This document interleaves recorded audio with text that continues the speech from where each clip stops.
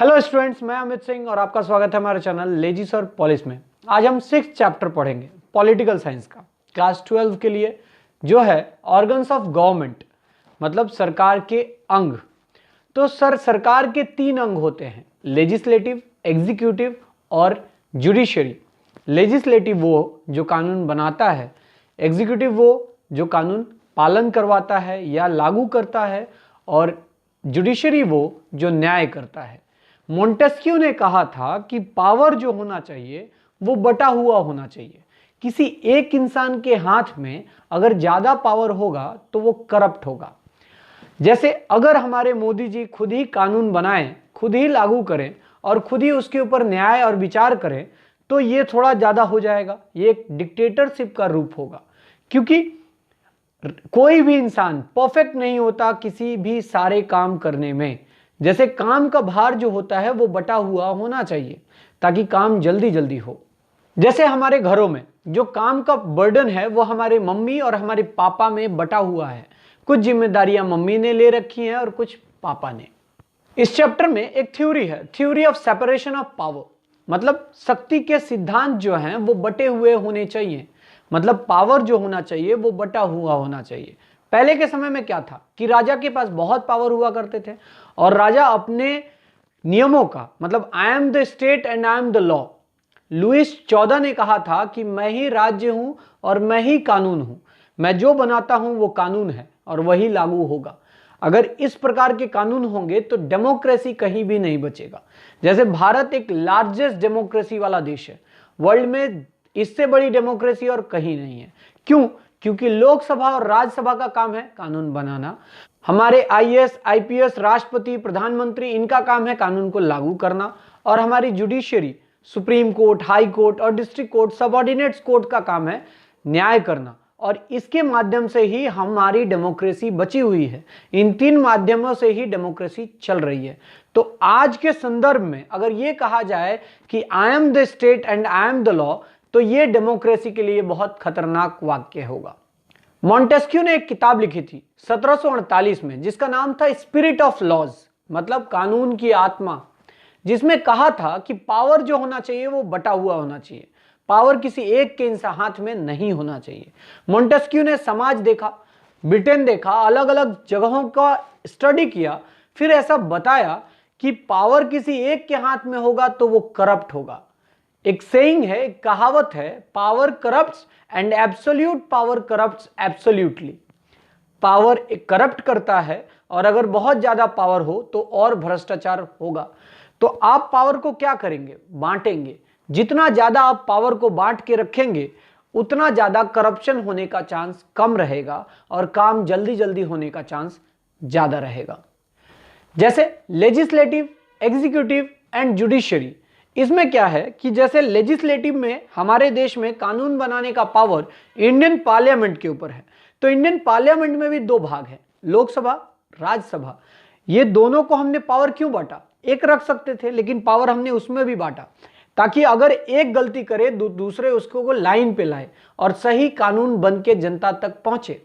Executive heads भी अलग अलग हैं, जैसे राष्ट्रपति, प्रधानमंत्री, आईएएस, आईपीएस, पावर सबके बटे हुए हैं। प्रधानमंत्री के पास जो पावर है, ऑब्वियसली एक डिस्ट्रिक्ट मजिस्ट्रेट के पास वो पावर नहीं है, लेकिन उसको भी एक डेलीगेटेड पावर्स दिया गया है कि अगर कभी जरूरी पड़े, इमरजेंसी आए, तो तुम भी अपने अनुसार कानून बना सकते हो। क्योंकि हर बार कानून बनाने के लिए लेजिस्लेचर के पास पहुंचना, मतलब लोकसभा, राज्यसभा पहुंचना, इसमें समय जाएगा और कानून ठीक से बन नहीं पाएगा। इसलिए क्या किया गया, उनको भी डेलीगेटेड पावर्स दिए गए। जुडिशरी देखें, जुडिशरी का काम होता है, भारत एक बहुत बड़ा डेमोक्रेसी है, इसकी सबसे बड़ी वजह यह है कि अगर हमारे लोकसभा और राज्यसभा से कोई कानून पास होके आए, मतलब सपोज कि एक कानून ट्रिपल तलाक पास हुआ, सपोज अगर वो कानून पास हुआ, पुलिस ने लागू किया और अगर ये कानून सुप्रीम कोर्ट तक पहुंचे, किसी ने चैलेंज किया, तो सुप्रीम कोर्ट के पास वो पावर है कि सुप्रीम कोर्ट उस एक्ट को, उस कानून को नल एंड वॉइड बता सकता है। कह सकता है कि इस कानून की कोई वैल्यू नहीं है और कानून के नजर में ये 0 है। ये पावर है सुप्रीम कोर्ट के पास।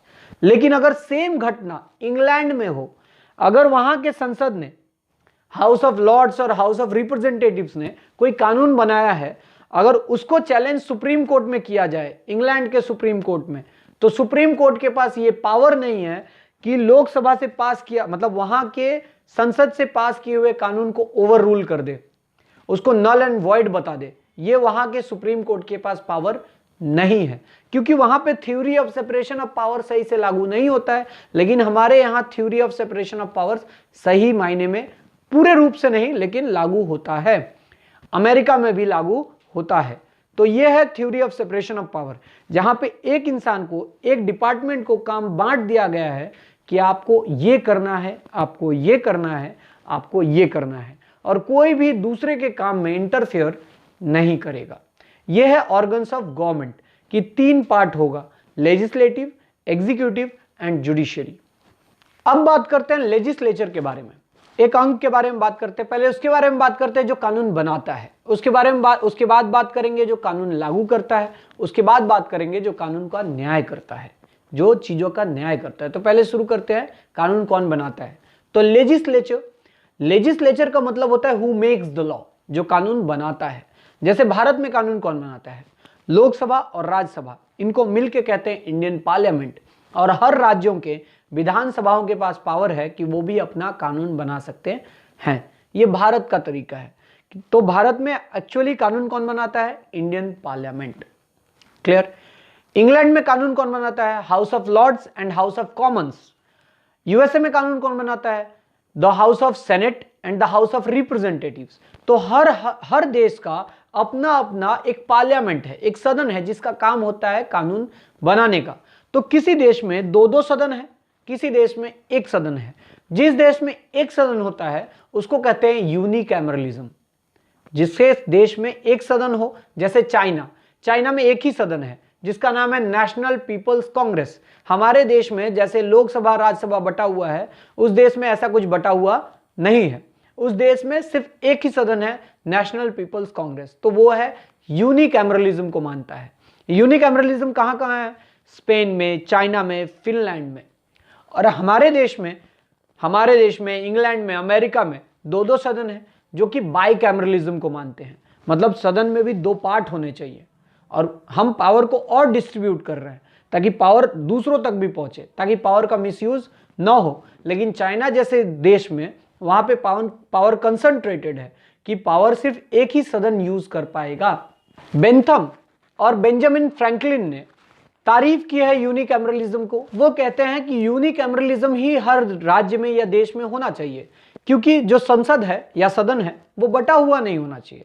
उनका यह तर्क है कि अगर पावर बटा रहेगा तो लोग डिले करेंगे कानून बनाने में। वो करेगा उसकी जिम्मेदारी थी, वो कहेगा उसकी जिम्मेदारी थी, इसमें समय जाएगा। इसलिए वो कहते हैं, बेंथम कहते हैं और बेंजामिन फ्रैंकलिन कहते हैं कि सदन एक होना चाहिए, मतलब राज्यों में यूनिकैमरलिज्म फॉलो होना चाहिए। लेकिन कुछ और लोग हैं जैसे जेएस मिल, लॉर्ड ब्राइस, वो मानते हैं कि सदन भी जो होना चाहिए, पार्लियामेंट भी जो होना चाहिए, वो भी बटा हुआ होना चाहिए।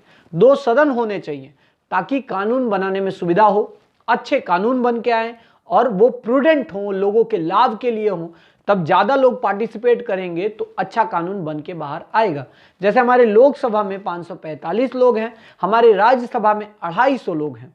तो 2 सदन है जो हम बाइकैमरलिज्म को सपोर्ट करते हैं।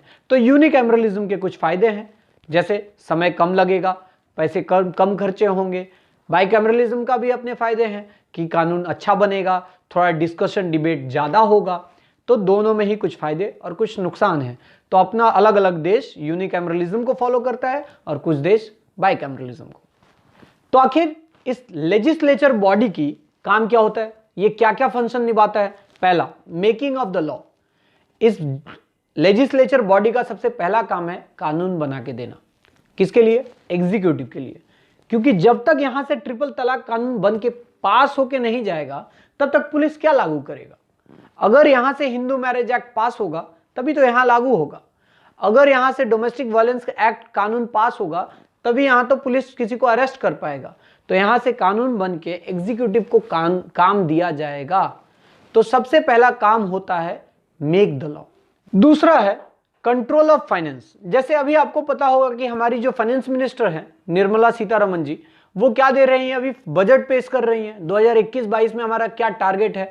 तो हमारे लेजिस्लेचर का ही काम होता है फाइनेंस भी तय करना कि इस साल हमारे देश का खर्च कितना होगा और इनकम क्या होगा, ये सब कुछ दिखाना हमारे सदन में, लोकसभा और राज्यसभा में।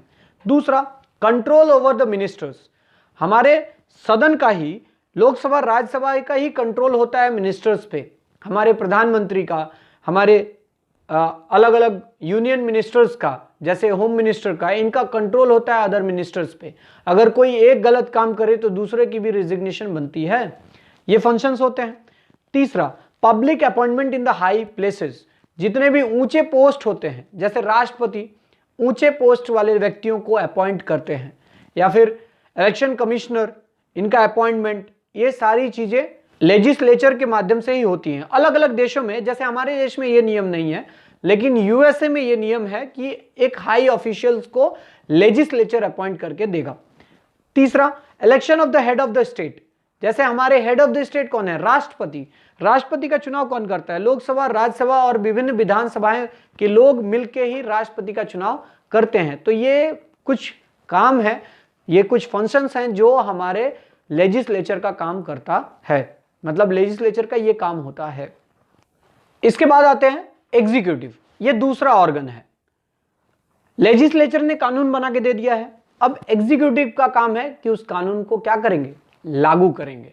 जैसे उस ट्रिपल तलाक का कानून लेजिस्लेचर ने पास किया, उसमें लिखा हुआ है कि अगर कोई इंसान अपनी पत्नी को 3 बार तलाक बोलता है तो उसको 3 साल की सजा और उसको मेंटेनेंस भी देना पड़ेगा अपनी पत्नी को। तो आखिर उसको अरेस्ट कौन करेगा, मोदी जी खुद? नहीं सर, उसको अरेस्ट करेगा पुलिस, इंस्पेक्टर, है ना, ये अरेस्ट करेंगे। तो इस एग्जीक्यूटिव में कौन कौन आता है, इस एग्जीक्यूटिव में प्रेसिडेंट आते हैं, प्रधानमंत्री आते हैं, प्राइम मिनिस्टर, आईएएस आते हैं, आईपीएस आते हैं, क्योंकि इनके ऑर्डर ये एक्चुअली काम करते हैं। जो यहां से कानून बन के पास हुआ था उस कानून को जमीन पे लागू करते हैं। ठीक है सर। तो इस एग्जीक्यूटिव का भी अलग अलग क्लासिफिकेशन है। जैसे हमारे देश में प्लूरल एग्जीक्यूटिव है, प्रधानमंत्री भी हैं और राष्ट्रपति भी हैं। तो हमारे राष्ट्रपति जो है प्रेसिडेंट, वो टाइटुलर हेड हैं, उनके पास कोई खास पावर नहीं है। लेकिन हमने जैसे अपने कॉन्स्टिट्यूशन को अडॉप्ट किया है ब्रिटिश को देख के, तो ब्रिटिश में जैसे राजा और रानी होते हैं वो आज टाइटुलर हेड है, उनके पास आज तो कोई पावर है नहीं। वैसे हमारे प्रेसिडेंट के पास भी बहुत लिमिटेड पावर है, लेकिन हमने उनको ओहदा दिया है। और एक्चुअल पावर, जो रियल पावर, रियल एग्जीक्यूटिव कौन है, हमारे प्रधानमंत्री, प्राइम मिनिस्टर के पास ही रियल एग्जीक्यूटिव पावर्स होते हैं। तो कुछ देश में सिंगल एग्जीक्यूटिव होते हैं, जैसे अमेरिका में सिर्फ राष्ट्रपति का पद है, प्रधानमंत्री का कोई पद नहीं है। कुछ देश है जहां पे प्लूरल एग्जीक्यूटिव है, जैसे स्विट्जरलैंड, वहां पे 2 पद बनाए गए हैं। टाइटुलर एग्जीक्यूटिव, जैसे हमारे देश में राष्ट्रपति एक टाइटुलर एग्जीक्यूटिव है, उनके खास कोई पावर है ऐसा नहीं है, जब तक इमरजेंसी सिचुएशन न आ जाए। अगला, रियल एग्जीक्यूटिव, जैसे हमारे देश के प्रधानमंत्री, यूके के प्रधानमंत्री, ये लोग क्या है, रियल एग्जीक्यूटिव है, इनके पास ही एक्चुअल पावर है जो लागू कर सकते हैं नियम कानून को। अगला, परमानेंट एग्जीक्यूटिव, जैसे आईएएस, आईपीएस, ये जो ब्यूरोक्रेट्स हैं, नौकरशाही जो लोग आते हैं, जो यूपीएससी एग्जाम दे के गद्दी पे आते हैं, जो डिस्ट्रिक्ट मजिस्ट्रेट बनते हैं, कलेक्टर बनते हैं, ये लोगों ने कोई पार्टी पॉलिटिक्स नहीं की थी, इन्होंने एग्जाम दिया था और अपने बल पे वहां तक पहुंचे थे। तो इनकी जो गद्दी होती है, ये जब तक 60 साल के ना हो जाएं तब तक रिटायर्ड नहीं होंगे, इसीलिए इन्हें परमानेंट एग्जीक्यूटिव कहा जाता है। ये एक इंपॉर्टेंट भाग है, नहीं तो मोदी जी के पास इतना हर चीज में एक्सपीरियंस नहीं है। कोई आईएएस या आईपीएस ही सलाह देता होगा डिफरेंट मुद्दों पे कि इसमें हमें क्या करना है। तो ये है हमारे परमानेंट एग्जीक्यूटिव, और जो नेता होते हैं हमारे, वो नॉन परमानेंट एग्जीक्यूटिव होते हैं। तो एग्जीक्यूटिव का क्या क्या काम है? एग्जीक्यूटिव का काम है डिप्लोमेटिक रिलेशंस निभाना। जैसे हमारे राष्ट्रपति विभिन्न देश जाते हैं संबंध बनाने, हमारे मोदी जी जाते हैं दूसरे देश संबंध बनाने, दुबई जाते हैं, इराक जाते हैं, उनके नेताओं से मिलते हैं ताकि हमें तेल मिल सके, क्रूड ऑयल मिल सके। तो ये डिप्लोमेटिक रिलेशंस बनाना, ये एग्जीक्यूटिव का काम है, मतलब प्रधानमंत्री और राष्ट्रपति का काम है, या हमारे देश की तरफ से किसी को भेजे गए के इंसान का काम है। हमारे जज का भी काम नहीं है और कोई मेंबर ऑफ पार्लियामेंट भी नहीं जा रहा है अगर ना भेजा जाए तो। एडमिनिस्ट्रेटिव, जैसे एडमिनिस्ट्रेशन कैसे चलेगा, ये एग्जीक्यूटिव का पावर होता है। जैसे होम मिनिस्टर, आज अगर कहीं वायलेंस हो जाए, कहीं झगड़ा हो जाए, फसाद हो जाए, तो उसका कॉग्निजेंस कौन लेगा, उसकी जिम्मेदारी कौन लेगा? होम मिनिस्टर लेंगे। होम मिनिस्टर एक नोटिस इशू करेंगे उस इलाके के कमिश्नर को, उस क्षेत्र के कमिश्नर को या एसपी को कि तुम यहाँ के सख्त से सख्त कदम उठाओ। आगे मिलिट्री, जैसे मिलिट्री का कमांड किसके देश में, हमारे देश में किसके पास है? अगर इमरजेंसी सिचुएशन आए तो राष्ट्रपति को चीफ कहा जाता है। राष्ट्रपति के अंदर ही नेवी, आर्मी, एयरफोर्स तीनों आता है। उनके पास पावर दिया गया है, लेकिन actual power after the consultation with the parliament के या प्रधानमंत्री या कैबिनेट मिनिस्टर से चर्चा करके ही वो इमरजेंसी ला सकते हैं, लेकिन पावर उनको भी दी गई है।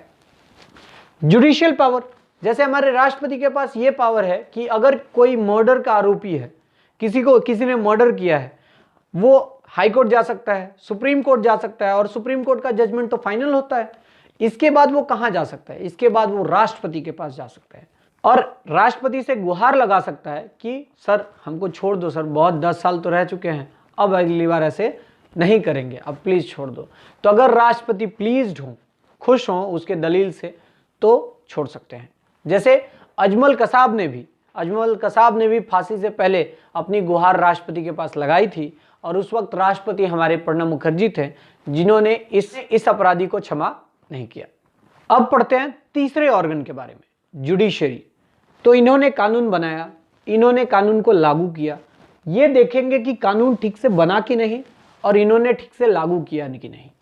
जैसे एक लेजिस्लेचर बॉडी बनाता है कानून बना के कि पुलिस को एफआईआर लेना है, अगर पुलिस एफआईआर नहीं लेती है तो भी जज कहेगा कि तुम एफआईआर लो। तो ये सारी जिम्मेदारी, इवैल्यूएशन, जांच पड़ताल की जो जिम्मेदारी है, न्याय का जो जिम्मेदारी है, वो जुडिशरी पे आके टिक जाता है।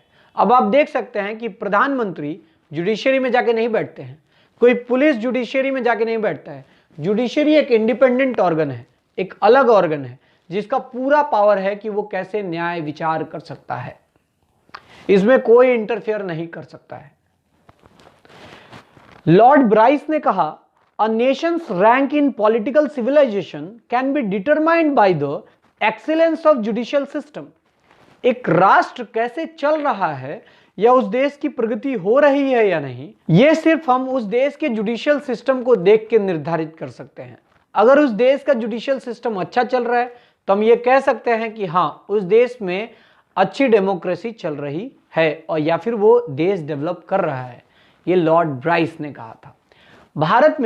भारत कोर्ट का जो सिस्टम है वो इंटीग्रेटेड है, सबसे नीचे से शुरू होता है, सबऑर्डिनेट कोर्ट से शुरू होता है। मतलब अगर आपको पकड़े जाए, अगर आपको आज जेल हो जाए, तो सबसे पहले पुलिस कहाँ लेके जाएगी आपको? एक मैजिस्ट्रेट कोर्ट लेके जाएगा। इस मैजिस्ट्रेट कोर्ट से आप कहाँ जा सकते हैं? एक चीफ मेट्रोपॉलिटन मैजिस्ट्रेट कोर्ट में जा सकते हैं। उसके बाद आप सेशंस में अपील कर सकते हैं, उसके बाद आप हाई कोर्ट जा सकते हैं और सुप्रीम कोर्ट जा सकते हैं। मतलब एक चैनल बना हुआ है जिसके माध्यम से आप काम कर सकते हैं, आप अपने लिए न्याय की गुहार लगा सकते हैं।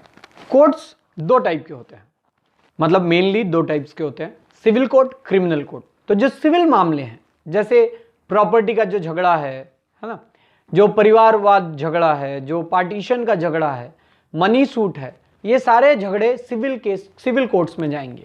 अगर मर्डर, डकैती, चोरी, रेप, ये सारे क्रिमिनल्स कोर्ट्स में जाएंगे। तो कोर्ट्स का भी डिटरमाइन किया गया है, कोर्ट्स के भी पावर बांटे गए हैं। ऐसा नहीं कि एक ही जज बना दिया गया है वही सब लेगा, ऐसा नहीं, उसमें भी डिवीजन किया गया है ताकि काम जल्दी जल्दी हो। जैसे हमें ये याद रखना होगा कि हमारे इस टॉपिक का नाम है सेपरेशन ऑफ पावर, पावर बटा हुआ होना चाहिए। तो जुडिशरी में भी पावर बटा हुआ है। जैसे हाई कोर्ट और सुप्रीम कोर्ट्स में दो जुरिस्डिक्शन होते हैं, ओरिजिनल जुरिस्डिक्शन और एपेलेट जुरिस्डिक्शन। एपेलेट जुरिस्डिक्शन जिसमें आप अपील करते करते जा रहे हैं, मतलब आप district court, high court, supreme court, तब आप सुप्रीम कोर्ट के एपेलेट जुरिस्डिक्शन का अपील कर सकते हैं। ऐसा नहीं कि डायरेक्ट आप डिस्ट्रिक्ट से सुप्रीम कोर्ट में जा सकते हैं, ऐसा नहीं, पावर बांटा हुआ है। ठीक, ओरिजिनल जुरिस्डिक्शन में जो बड़े अमाउंट के मामले होते हैं, जो बड़े केसेस, जो बड़े पैसे के मामले होते हैं, उसमें डायरेक्ट आप सुप्रीम कोर्ट में जा सकते हैं। या फिर अगर सेंट्रल गवर्नमेंट और स्टेट गवर्नमेंट के बीच का झगड़ा है जो सॉल्व नहीं हो रहा है, तो सुप्रीम कोर्ट उस झगड़ों को सॉल्व कर सकता है। इन मामलों में आप सुप्रीम कोर्ट में जा सकते हैं। तो पावर वहां भी बटा हुआ है। तो सुप्रीम कोर्ट का मेनली पावर क्या है? सुप्रीम कोर्ट क्या काम करता है? सुप्रीम कोर्ट का काम है कि जो लेजिस्लेचर ने कानून बना के दिया था उसका सही व्याख्या क्या है, क्या लिखा है, उसका सही मीनिंग, ये सुप्रीम कोर्ट का या जुडिशरी सिस्टम का देखने की जिम्मेदारी है। दूसरा, आपके फंडामेंटल राइट्स को बरकरार रखने की जिम्मेदारी भी जुडिशरी की है। आप आजाद रहें, डेमोक्रेसी बनी रहे, इसकी भी जिम्मेदारी सुप्रीम कोर्ट या जुडिशरी सिस्टम की है। जुडिशरी जो होता है, जुडिशरी ही गार्जियन होता है कॉन्स्टिट्यूशन का। जैसे जरूरी है कि नेता कुछ ना कुछ मैनिपुलेशन करे कानून के साथ जिसमें वो अपना फायदा देखें, लेकिन जुडिशरी वो सिस्टम है जिसको हमेशा हाथ में एक डंडा रहता है, जो कि उस डंडे से सारे भेड़ बकरी को लाइन से चलाने का काम करता है। जैसे एक इंसान के हाथ में डंडा रहता है और वो सारी बकरियों को एक डंडे से लाइन में लाने के काम करता है, वैसे ही जुडिशरी भी ये दोनों अगर भटक जाएं तो उनको लाइन में लाने का काम करता है। और अगर किसी चीज पे, किसी टॉपिक पे, किसी मुद्दे पे अगर सही कानून नहीं है और उस वक्त की आवश्यकता है तो जुडिशरी खुद से भी इनिशिएटिव लेके उस मुद्दों पे कानून बना सकता है, फॉर्मुलेट कर सकता है, और वो कुछ दिनों के लिए लागू भी होता है, और फिर उसके ऊपर लेजिस्लेचर का काम है उसके ऊपर एक कॉन्क्रीट लॉ बना के देना। तो उम्मीद करता हूं आप ये समझ पाएं कि तीनों पार्ट क्यों अलग अलग हैं और तीनों का फंक्शन क्या है। अब यहां पे एक और पॉइंट है, इंडिपेंडेंस ऑफ द जुडिशरी। जजेस कैसे आजाद रहेंगे?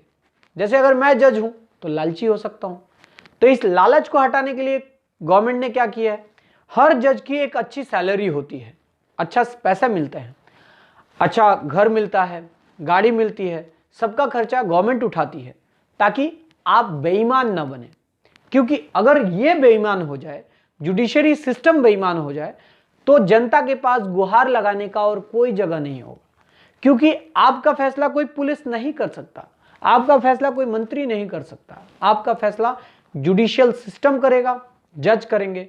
तो इसके लिए आपको, मतलब हमारी जो गवर्नमेंट है वो जजेस को एक अच्छे पद देती है, एक निपुण व्यक्ति को जज बनाने की कोशिश करती है जो कैपेबल हो, और उन्हें एक अच्छी सैलरी दी जाती है ताकि वो उसमें संतुष्ट रहें और लालची न बने, ताकि उनका जो न्याय हो वो निष्पक्ष हो।